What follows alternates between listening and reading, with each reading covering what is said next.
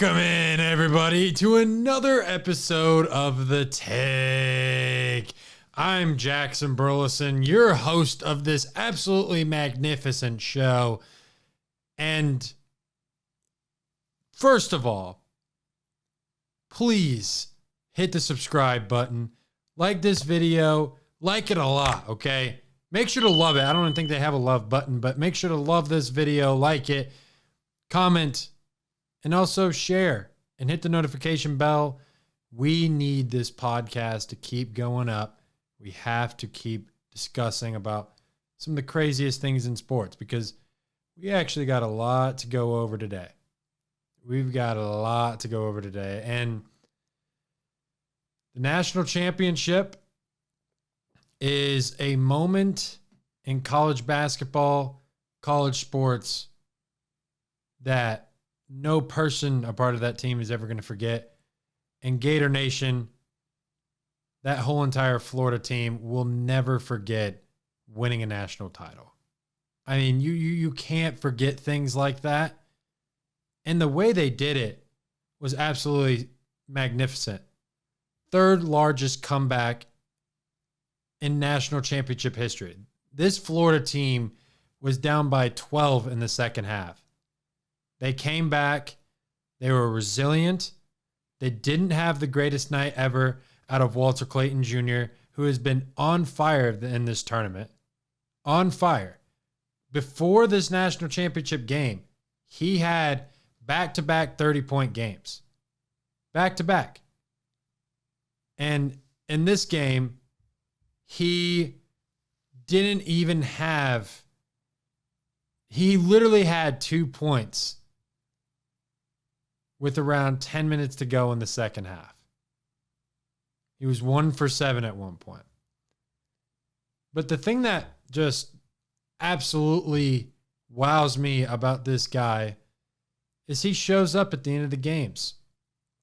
And I know a Florida fan out there that was like, why does Walter Clayton Jr. wait till the last minute? And I genuinely don't know why he waits till the last minute. I mean, he kind of does it every single game, but he comes up in the clutch when he does. Let's look at this. It's just insane. Second round, he had 13 points in the last 8 minutes. Elite Eight, he had 13 points in the last 5:30. National Semi, 10 points in the last 4:30. And then in this game, he had 9 of his points in the last. Can you make he had 9 of his points in the last 8 minutes. 9 of them.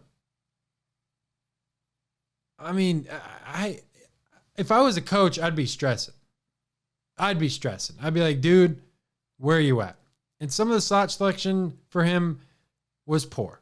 And neither of these teams shot well. Houston and Florida didn't even shoot above 25% from the three-point line. I mean, these guys were shooting atrocious. This is a very defensive game, very physical, but it honestly played in Houston's favor because Houston is the best defensive team in the country. They like low-scoring games, and they just couldn't get it done. They could not sustain offense to a certain point. This Houston offense only scored 6 points in the last 6 minutes. If you're going to win basketball games, you have to be able to score. And that's why Houston beat Duke in the Final Four, was because Houston got stops. Duke couldn't score. Duke went 6 minutes without a field goal in that game. That cannot happen. That can't happen. And Houston had this game. They had it. They did exactly what you're supposed to do when you game plan to play against Florida. And that is contain Walter Clayton Jr. Contain him. And they were not able to do that at the end of the game. They were able to do that for 3/4 of the game.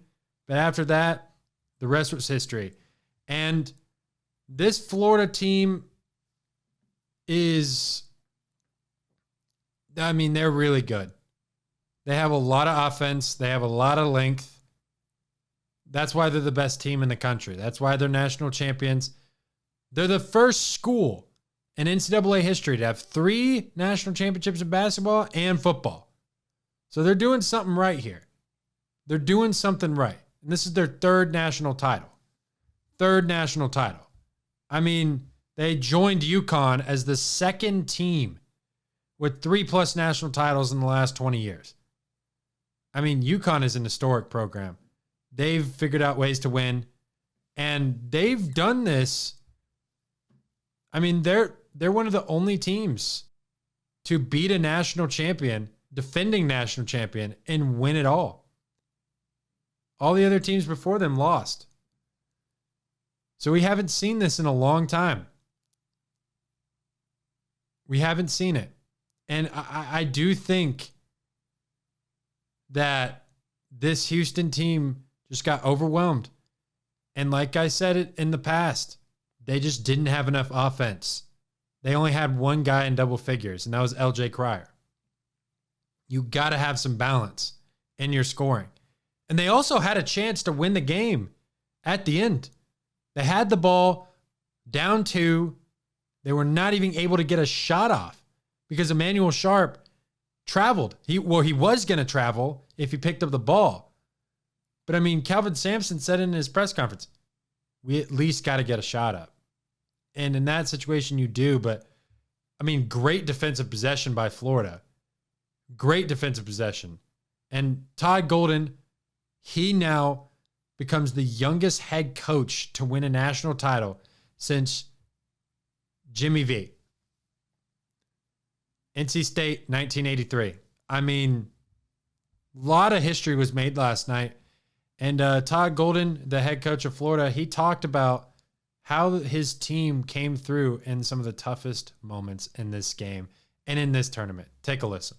You know, we've gotten a lot of credit for our offense because we've been so explosive all year and been one of, if not the top 2 offenses in America all year. But we've been a top 10 defense all year also. And we've been able to stand up against really good offensive teams and find a way to get stops. I thought Houston got the better of us in the first half, but it was really just a disparity in the turnover count. You know, we had 9. I think they had 2 in the first half. And as I look here, we had 4 in the second, and they had 7. And our defense won us the game tonight. We got 9 straight stops at one point in the middle of the second half. To your point, we held them scoreless the last 2:20, and Walter, great closeout, and Kondo, great hustle play to win the game. And that's what made this team special all year, is that we could win different ways, and we showed that again tonight. Yeah, I mean, Florida outscored Houston 27-18 in the last 12 minutes. And they've had a couple comeback wins in this tournament. Let's not forget Texas Tech. They came back in that game too. Walter Clayton Jr. showed up for them in that game too. And this is a team that's going to be losing a lot of guys, though. There's a lot of seniors on this team. We'll see. They got that 7'9" dude that doesn't need a ladder to cut the net. So I'm actually excited to see that guy play on the Florida Gators next year. That'll be interesting. That'll be awesome.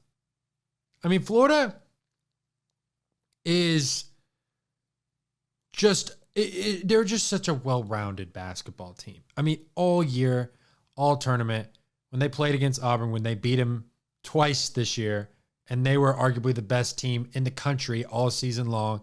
They shut down Janai Broome in the Final Four game. They really did contain him. They found a game plan for every single team that they played against. And Clark Kellogg mentioned this on the pregame or on the postgame show last night after the game. And he said, well, this Florida team, I didn't think they could beat somebody playing like a Houston style basketball. He didn't think they could do it playing their way because it was 31-28 at halftime. They were not shooting the ball well. They were not stopping Houston in the paint. And LJ Cryer was kind of pouring it on them for a little bit there. but something switched at some point. Something turned the page. And I'm so glad that Florida won because, one, that's who I picked to win my bracket. But Florida, that was a great NCAA tournament by the Gators, and they really showed up in this one. And we've got a record that has finally been broken in the same amount of games in NHL. Alex Ovechkin, 895 goals. New NHL record. Passes the great Wayne Gretzky. Now you got the great 8. Finally getting it done. Getting it done. So let's go ahead and play this week's play of the week. You guys know the drill. Let's go ahead and get into it because I got to let you guys soak in this moment. I'm sure a lot of you guys have seen it already, but I want to listen to it for myself. So let's go ahead and get into this. Try to force it to him if he's open. Here is Ovechkin. Shoots! He scores! He scores! Number 895!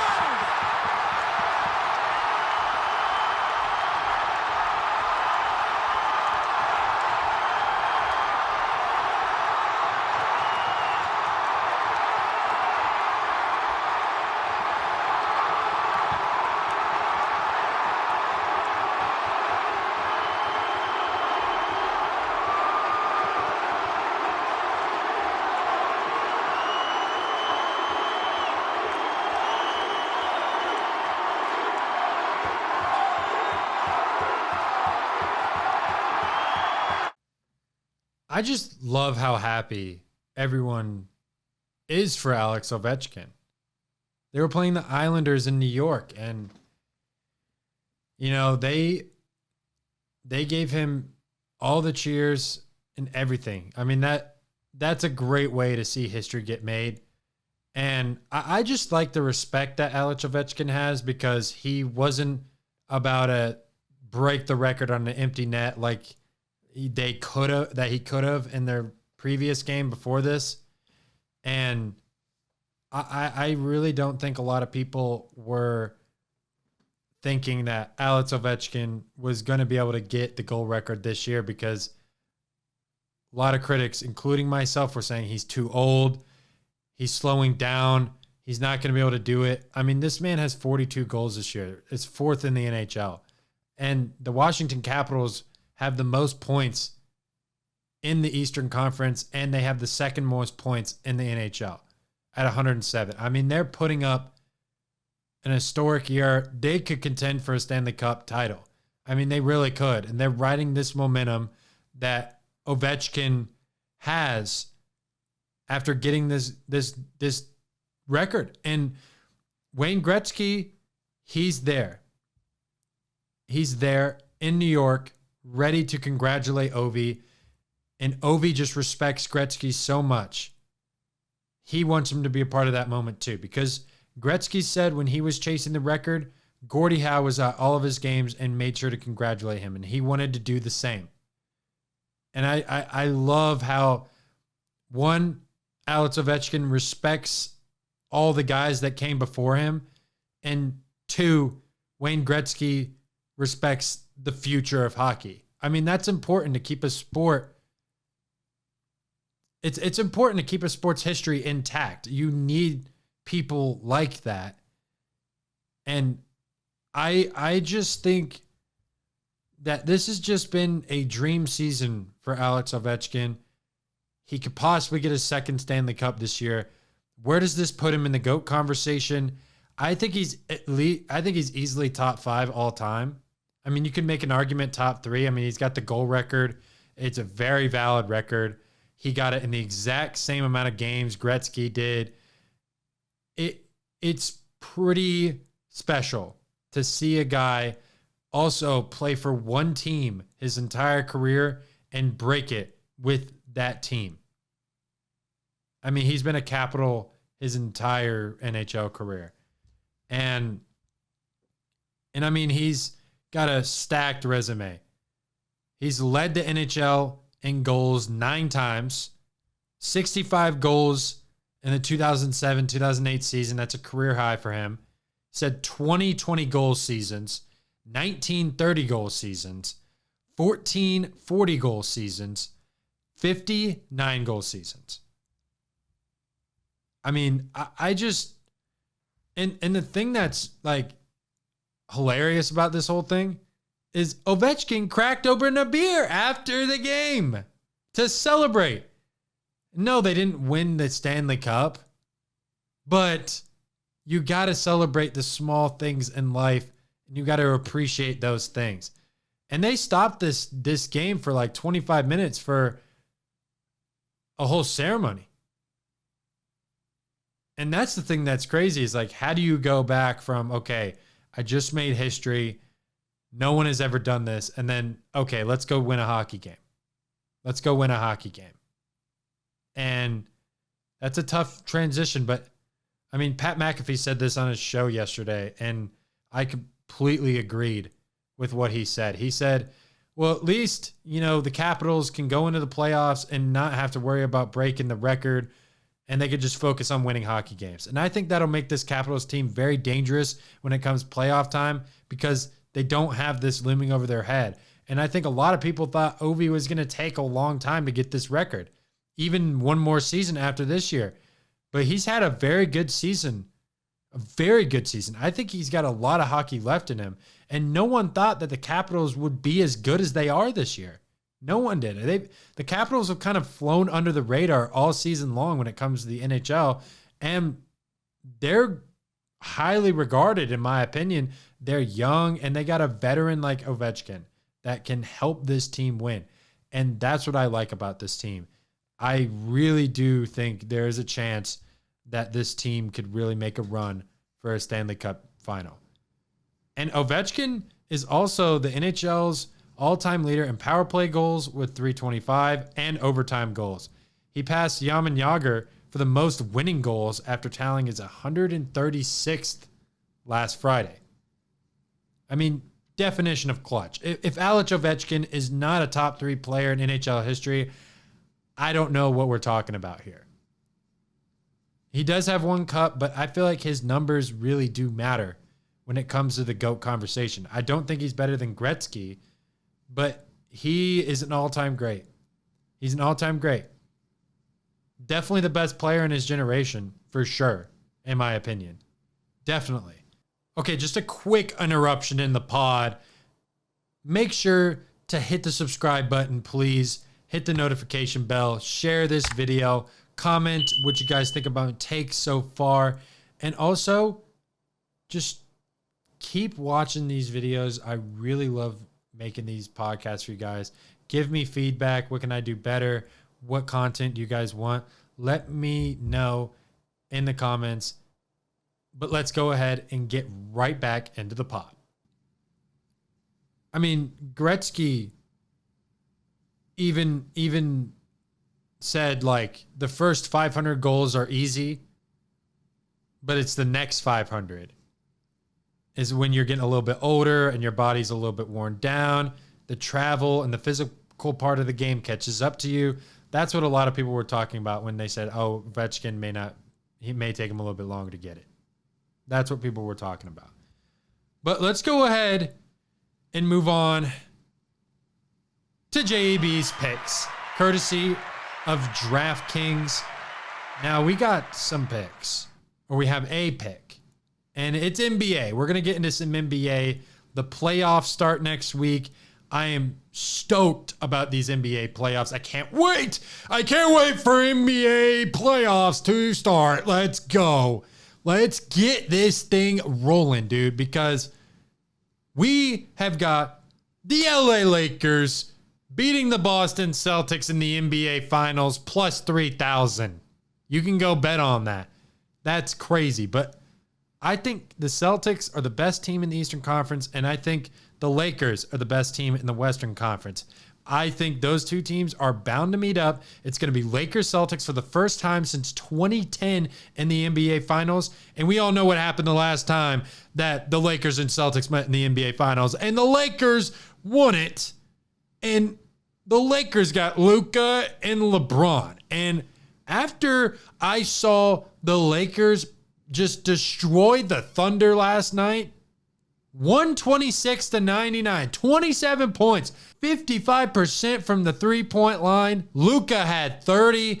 I mean, holy mackerel.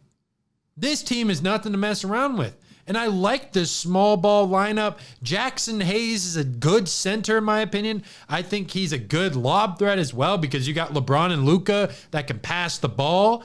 And Luka Doncic looked unstoppable. He looked unstoppable against the Thunder, who are literally supposed to be the NBA final favorite. And they're the second best defensive team in the NBA. And for a team, in my opinion, that is one of the best offenses in basketball, I don't think the Oklahoma City Thunder have the offense to make a deep run in this postseason. I think it's going to catch up to him. I mean, who is their second option? I mean, Jalen Williams, is he really a reliable enough second option? I just don't think so. I think if anybody needs to be a second option, it's Chet Holmgren. Chet Holmgren has to be a second option. He's got to be a great two-way player in the playoffs for this Thunder team to have a chance. And the Thunder don't have like a crazy amount of three-point shooting. They just don't. It just doesn't. The Thunder don't scare me enough. They have SGA, who's had an MVP season. By far, he's the MVP. Now, you could honestly argue Jokic because he had a 60, 10, and 10 game earlier this year, which we're going to talk about the Nuggets in a little bit because I don't know what they're doing. But, I mean, we've got my top 10 list for NBA teams going into the playoffs. Okay, seedings are not finalized yet, but I got to give it to you because you've got my top 10 teams in the NBA. Celtics, Cavaliers, Lakers, Warriors, Thunder, Nuggets, Knicks, Bucks, Clippers, and Rockets. Now, before you guys start freaking out in the comments, let's just take a step back and acknowledge the fact that the Celtics are the best team in the NBA. They're the defending NBA champs. They have the sixth man of the year, Peyton Pritchard, coming off the bench, who has been a very good player this year. He's averaging 14 points a game. Jason Tatum, again, is always floating under the radar. He needs to get some more respect. Jaylen Brown, that crew is legit. Coach Missoula's still there. I mean, the Celtics, they got all their pieces. They're going to be a team to be reckoned with. I don't think anyone in the Eastern Conference can beat them. The only team I could see knocking off the Celtics is the Cleveland Cavaliers because they have size, they have length down low, and they have two guards that can score. I mean, the Cavaliers have 7 guys averaging double figures. 7. And I think Donovan Mitchell, with his playoff experience, can really help out this Cavalier team. And they also got DeAndre Hunter, who not only can score the basketball when he needs to, but he's also very good defensively. And you could have him guard a guy like Jason Tatum, and you would be fine with that. I think Cleveland and Boston is going to be a very interesting Eastern Conference Finals. Very interesting. I could see it going 7. I think it's going to be a dogfight for the Celtics, but I think the Celtics will prevail with that championship pedigree. Now, if you look at the rest of this list, Lakers are at 3 because I just can't see any team guarding Luka Doncic and LeBron James in the postseason. You can't double team them. The only time you can double team them is when one of those two is out of the game, and both of them are terrific passers. They both make their team better. They have shooters around them. They have very solid role players around Luka and LeBron. This team is built to win. That's why I think the Lakers are going to win the title, is because you've got two of the best players in the league. You've got Luka Doncic, who just made the NBA Finals. I mean, he was averaging 30 points in the month of March. He was playing spectacular. People complain about his defense, but people were complaining about his defense last year. And guess what? They still made the NBA Finals. So I don't think it's going to matter a whole lot, especially when the Lakers can score the basketball. They can score the basketball. And they're not horrible defensively. I think they can figure it out. JJ Redick is a heck of a coach, man. Heck of a coach. This Lakers team is going to be tough to deal with. But I also think, I don't think the Thunder are going to make the conference finals. But I think the Warriors and Lakers are the two best teams in the West. I mean, ever since the Warriors have gotten Jimmy Butler, they're 16-4. And Jimmy Butler has been averaging 17 points a game. I mean, Jimmy Butler just adds another element to this team that the Warriors desperately needed. They needed another guy on offense to take some pressure off of Steph Curry. And they got it. And it's very impressive to see what this Warriors team has done since they've gotten Jimmy Butler. And let's not forget, when Jimmy Butler gets in the postseason, he gets into a completely different mode. Playoff Jimmy is a real thing, ladies and gentlemen. And that's why I think the Warriors are prime for a run. So are the Lakers. They're prime for a run. They have two players, Luka Doncic and Jimmy Butler, who go bananas in the postseason. Warriors, Lakers in the first round? No. I want that later in the postseason. I want that later in the postseason. I don't need that now in the postseason. I don't need that now. No. Those are two teams that are too good to meet in the first round. I don't want to see that yet. I don't want to see it. I don't want to. And Nuggets at 6. Okay. What are they doing? I mean, did the Nuggets do possibly the second stupidest thing this season behind the Mavericks trading Luka, which is firing the most winningest head coach in franchise history a week before the playoffs start? I think they did. I think they did. And it just doesn't make sense. I mean, it really doesn't. It really doesn't. I mean, there was a statement from Josh Kroenke, vice chairman of Kroenke Sports Entertainment. And he said, the timing of this decision is unfortunate as Coach Malone helped build the foundation of our now championship level program. It is a necessary step to allow us to compete at the highest level right now.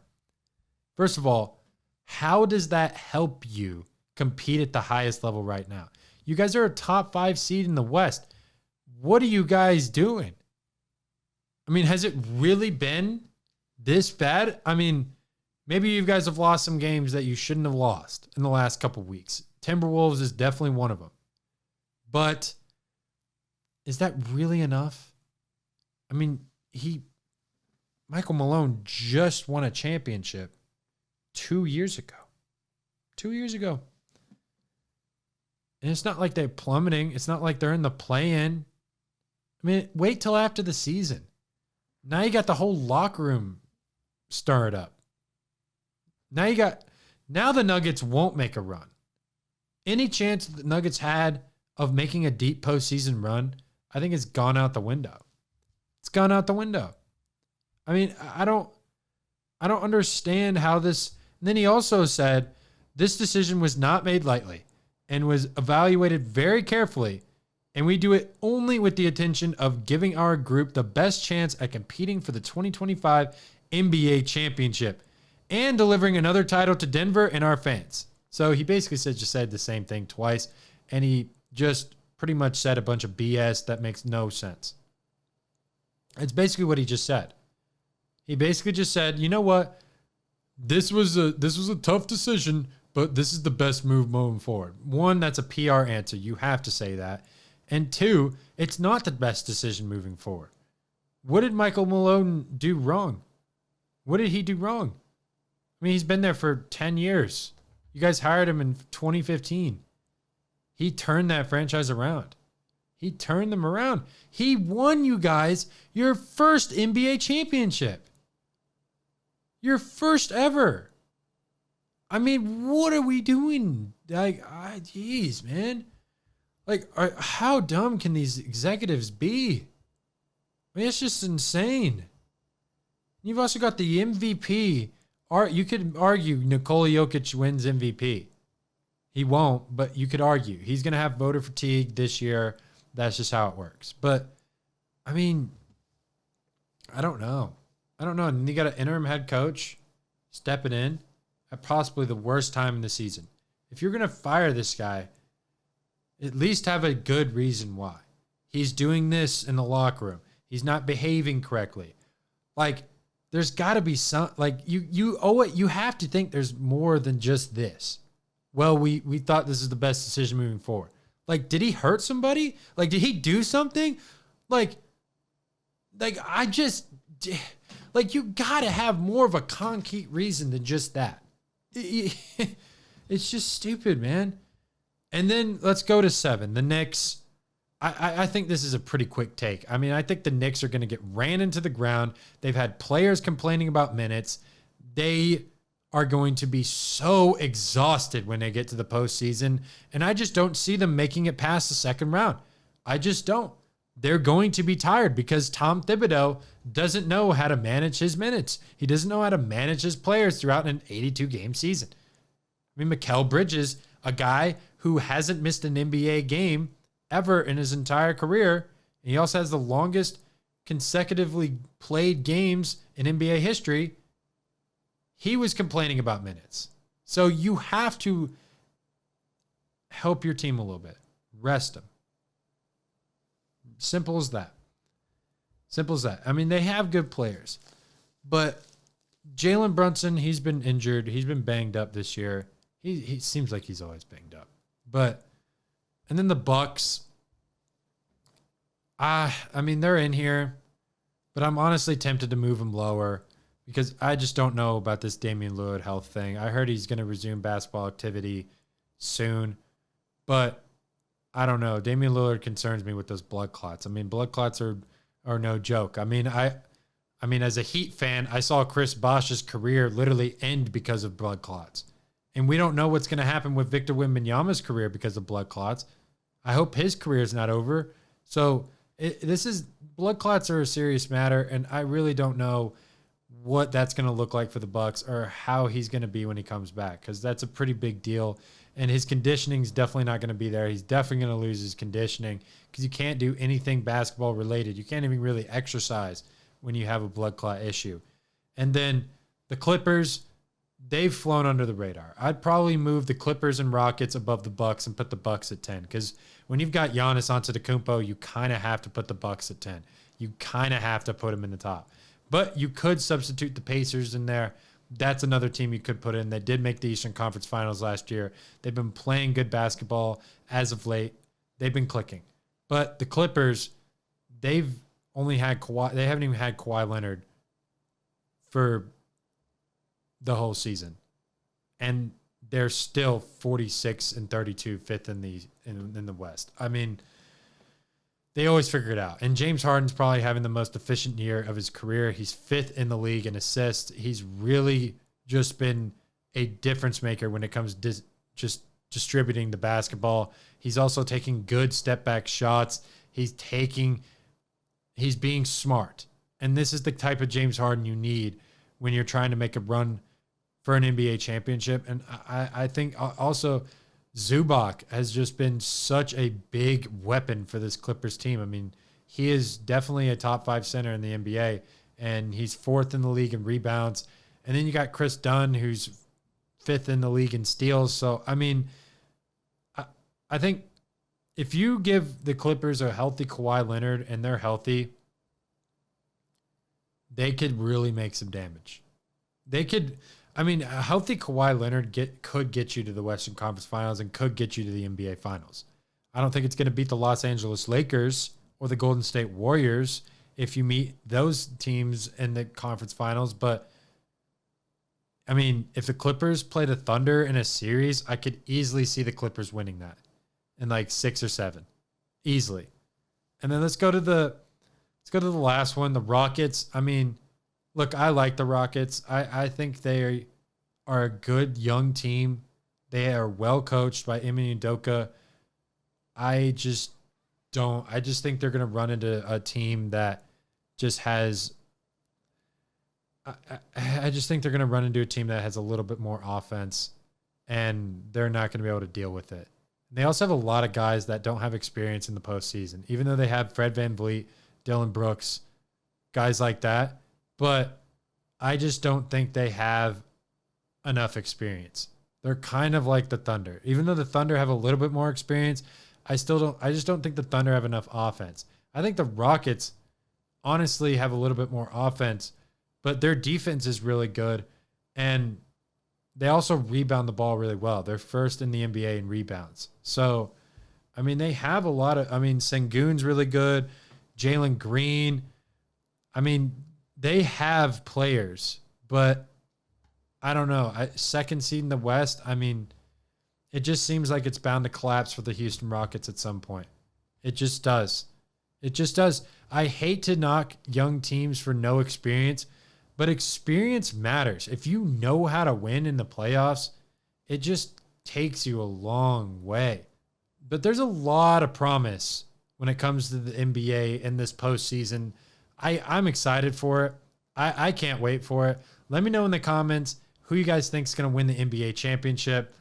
And also, let me know what you guys thought about the national championship and Florida Gators winning their third ever national title. And where Alex Ovechkin stands in the GOAT conversation.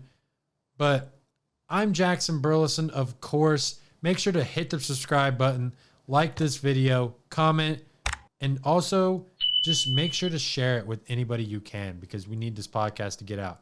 But this is going to go ahead and do it for today's episode of The Take. I'm Jackson Burleson. See you next week. Peace. Talk to me, baby. Talk to me nice. I'm from another world, baby, yeah. Broadway paradise. They think I'm way too cold, cause I put my